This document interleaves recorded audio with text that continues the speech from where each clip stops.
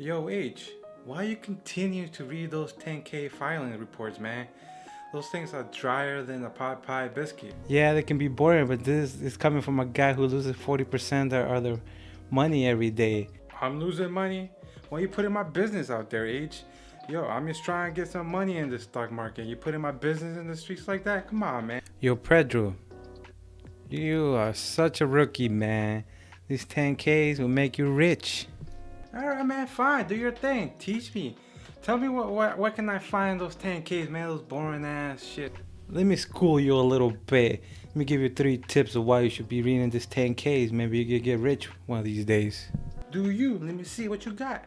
Good to see you guys again. I want to apologize for my friend Pedro for coming in like that at me when I was reading my 10K, but it's okay because I'm gonna go over 3 reasons why you should be reading the 10Ks as my friend Pedro too. Stay tuned.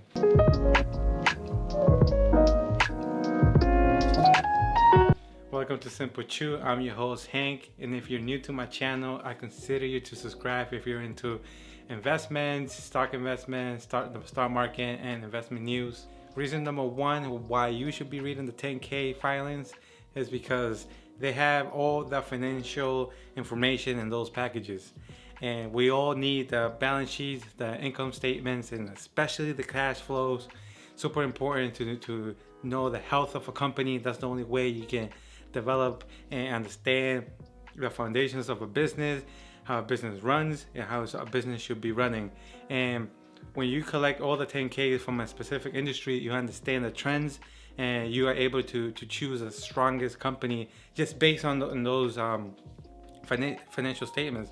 If a company has a good cash flow, which I'm gonna go over in the next couple of videos, how to analyze all these financial statements.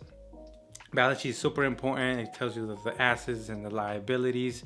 It's super important to know what's the current assets and what's the current liabilities, what's gonna affect the company in the next year or sometimes 30 days, 90 days. So it's important to know what could affect the company's earnings at the end of the day. Super important. And the net income, obviously we need to know if the company is making money. If it's not, we have to find out if they're growing or they are inventing something new that is gonna somehow realize some gains in the future. Reason number 2, you should be reading those 10Ks, even though they're boring. We want to read what's going on in the management, in the upper management, the board of directors, the CEO, the CFO. We need to know we need to read their notes and see what's going on with them to see how they are running the company, because we are not there. We're just the investors.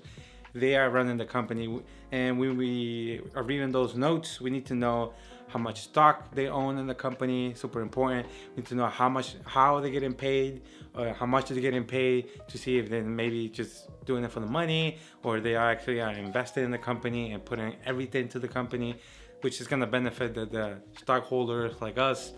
So it's super important to read those. We also need to read if one manager is having difficulties with another manager. They have to put all that stuff in there, and it's easy to find. You just have to do the Control F and then write management, or if you know research the CEO's name and then put them in there in the 10K. Super easy. I can go over this stuff on my computer and show you guys how I check the management notes. Super important. Usually they put footnotes, also important, and usually management write those things. So everything the management has to tell you guys, they have to put it in the 10K, and nobody's gonna be telling you to look at those. And reason number 3, and it's super important, and it's tied with the financial statement. You need to see if the company has changed their accounting principles or accounting